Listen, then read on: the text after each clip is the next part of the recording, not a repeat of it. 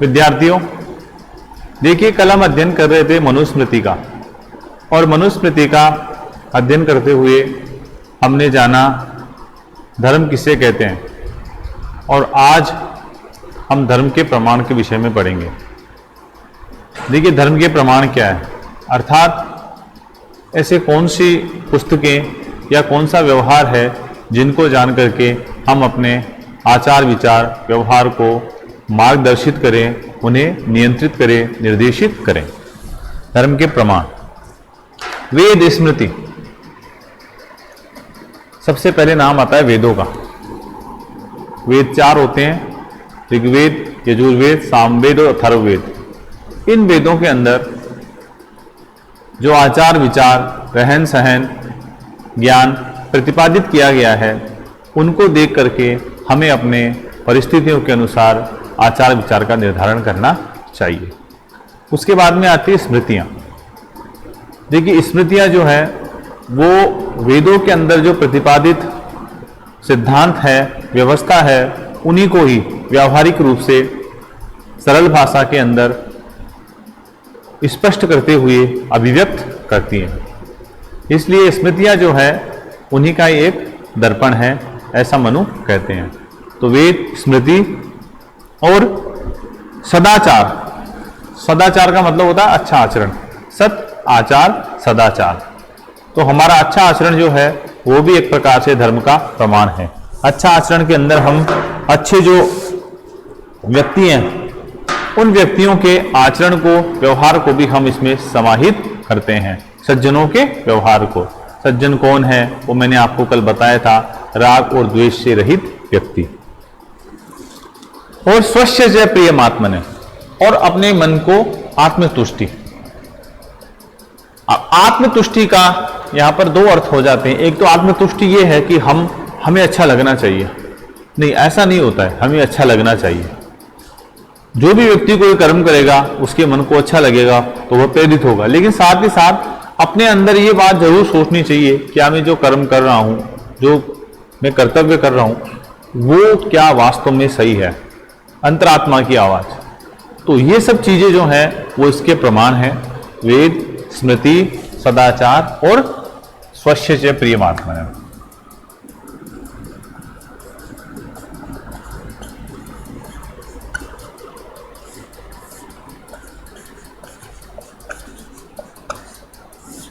आत्मतुष्टि।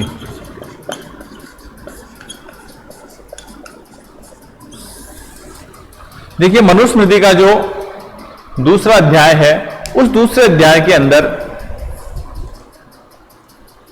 विद्यार्थियों से संबंधित क्रियाकलापों के, उनके आचार व्यवहार, उनका रहन सहन, खान पान, वाग व्यवहार वो कैसा होना चाहिए, इन सब के रूप में विस्तार से वर्णन किया गया है। तो हम उन्हीं से संबंधित, और इसके पहले जो क्षेत्र है भारत का, जो हम भूभाग देख रहे हैं, प्राचीन काल के अंदर इसको विभिन्न प्रकार के नामों से क्षेत्रों में बांटा गया था। उनको किस प्रकार से, कौन सी समृद्धि थी, किस नाम से उन क्षेत्रों को कहा गया, उनका हमें इन ग्रंथों में विस्तार पूर्वक वर्णन मिलता है।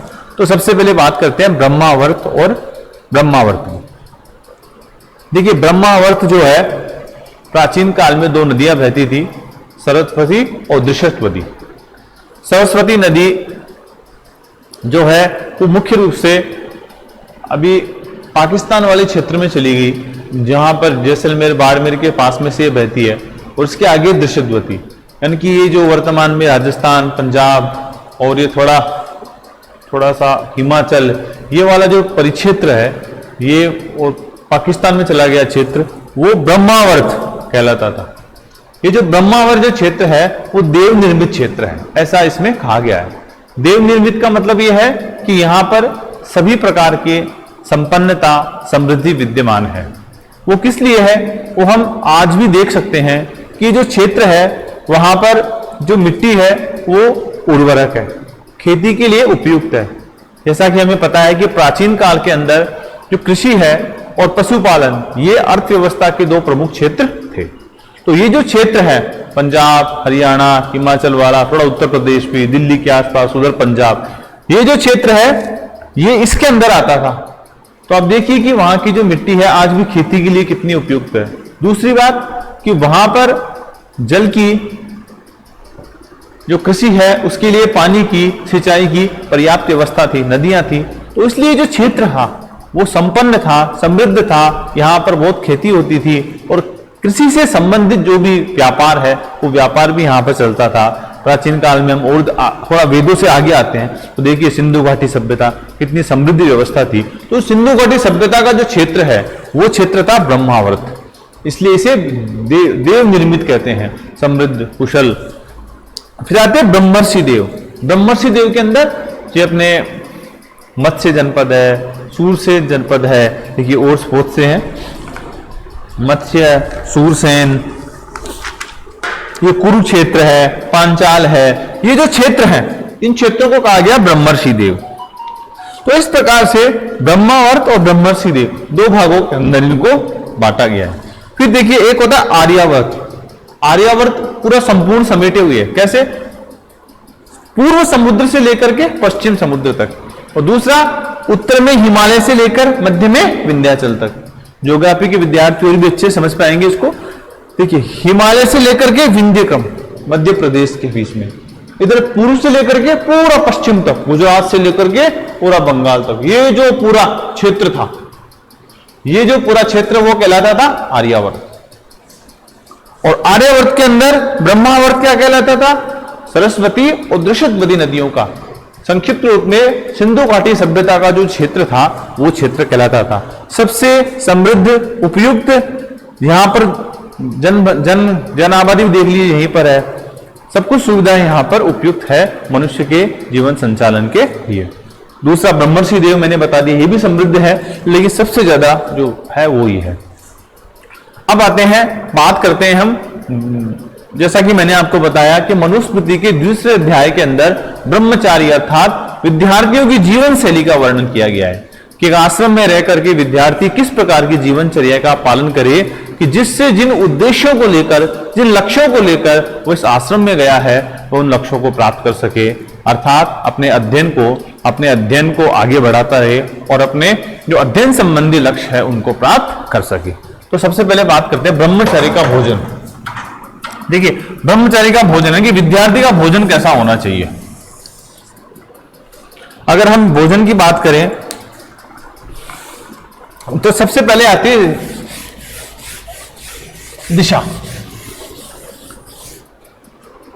चारों दिशाओं के बारे में अच्छी बातें बताई गई है कि पूर्व, उत्तर, पश्चिम और दक्षिण, इन दिशाओं के अंदर भोजन करने से क्या होता है।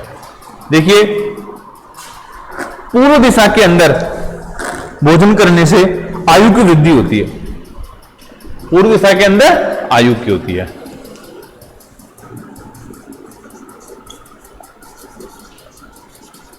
दक्षिणाभिमुख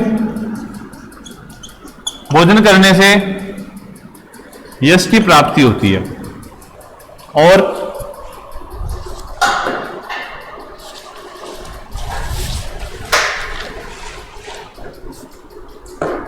पश्चिमाभिमुख भोजन करने से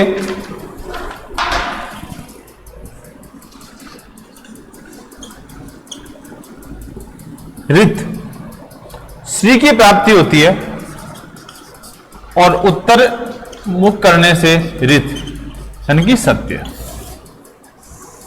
यह सामान्य बात है कि भोजन किस दिशा में बैठ करके किया जाए। अगर आपको आयु प्राप्त करनी है तो आप पूर्व दिशा के अंदर, आपकी आयु ज्यादा बढ़े तो पूर्व दिशा के अंदर भोजन करना चाहिए।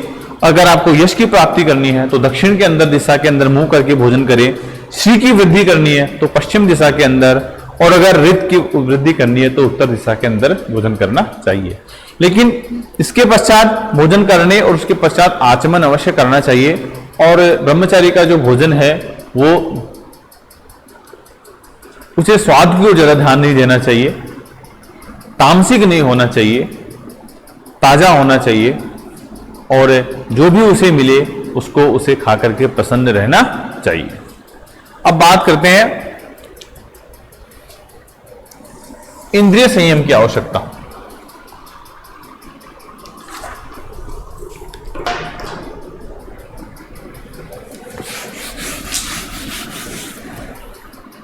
देखिए,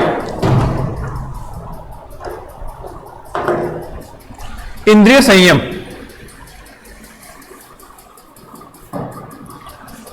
मनुष्य की जो इंद्रियां होती है वह स्वाभाविक रूप से उसे अपने विषयों की ओर लेके जाती है, अपने विषयों की ओर उसके मन को आकर्षित करती है और व्यक्ति अपने लक्ष्य से भटक जाता है।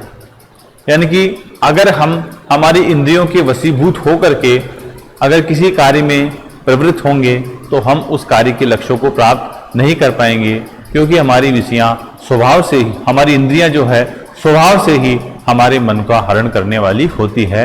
उन्हें जो संबंधित जो इंद्रियों से विषय है उन विषयों की ओर वह स्वतः ही उन्हें ले जाती है और हम अपने लक्ष्य को भटक जाते हैं। इसलिए विद्यार्थी के लिए, ब्रह्मचारी के लिए उसके अध्ययन लक्ष्य को, ज्ञान लक्ष्य को प्राप्त करने के लिए सबसे आवश्यकता होती है महत्वपूर्ण इंद्रिय संयम। उसे अपनी इंद्रियों को अपने नियंत्रण में रखना चाहिए और जिस प्रकार से एक अच्छा सारथी लगाम को वश में रखकर घोड़ों को, लगाम के द्वारा घोड़ों को अच्छी तरह से नियंत्रित करके वश में रख करके एक लक्ष्य को प्राप्त कर लेता है, ठीक उसी प्रकार से जो ब्रह्मचारी है, विद्यार्थी है, अपने इंद्रियों को अपने वश में रखकर, नियंत्रण में रखकर जो भी उसने लक्ष्य निर्धारित किया है अध्ययन से संबंधित उसको प्राप्त करता है। अब देखिए, जितेंद्रिय का स्वरूप बहुत ही सुंदर बताया गया है कि जितेंद्रिय किसे कहते हैं, अर्थात जिसने अपनी इंद्रियों के ऊपर नियंत्रण रख रखा है उसका स्वरूप क्या होता है, वह कैसा होता है, किस प्रकार से उसका आचार व्यवहार होता है। तो देखिए, जो जितेंद्रिय जो व्यक्ति होता है वह आत्मनिष्ठ होता है, वस्तुओं के प्रति, बाह्य वस्तुओं के प्रति उसका लगाव नहीं रहता है। कैसे नहीं रहता, चाहे उसके सामने आप अच्छा सा भोजन रखिए या बहुत स्वाद की बात कर रहा हूं मैं, या जिसमें स्वाद नहीं है तो अच्छा देख करके वो प्रसन्न नहीं होगा और गलत देख करके वो दुखी नहीं होगा। किसी स्वरूप, जो स्वरूप है सुंदर है, उसको देखकर उसके प्रति विशेष आकर्षित नहीं होता, या कुरूप को देख करके उसके प्रति मन में दुर्भावना पैदा नहीं होती। चाहे सुगंध, अच्छी सुगंध आ रही हो तो उन सुगंधों को सूंघ करके वो अति प्रसन्न नहीं होता, या दुर्गंधों को सूंघ करके उसके मन में दुर्भावनाएं पैदा नहीं होती। सुख हो तो वो अति सुखी नहीं होता, दुख हो तो दुखी नहीं होता। यानी कि इन बाह्य परिस्थितियों का उसके मनोमस्तिष्क, उसके विचार पर प्रभाव नहीं पड़ता। वह सभी परिस्थितियों के अंदर तटस्थ होकर के, एक निष्ठ होकर के अपने लक्ष्य के प्रति अग्रसरित रहता है, उसे कहते हैं हम जितेंद्रिय। अब एक महत्वपूर्ण बात, अध्यापन के योग्य शिष्य, जिसको कौन अध्ययन कर सकता है, विद्यार्थी के विषय में बताया गया कि कौन अध्ययन करने योग्य है। तो 10 प्रकार के लगभग ये बताए गए हैं, मैं आपको बताता हूं। देखिए, आचार्य का पुत्र, स्वाभाविक बात है, जो अध्ययन करा रहा है उसका पुत्र। दूसरा है शुश्रूषा, शुश्रूषा का मतलब सेवा करने वाला। तीसरा है ज्ञानद,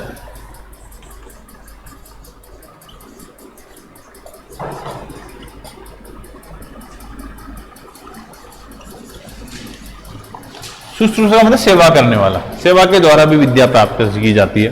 ज्ञानद, ज्ञानद का मतलब होता है परस्पर विनिमय, किसका, ज्ञान का। एक दूसरे को ज्ञान देते हैं, जिसके पास कुछ ज्ञान है वो उस ज्ञान को दूसरे को देकर के परस्पर विनिमय कर सकता है।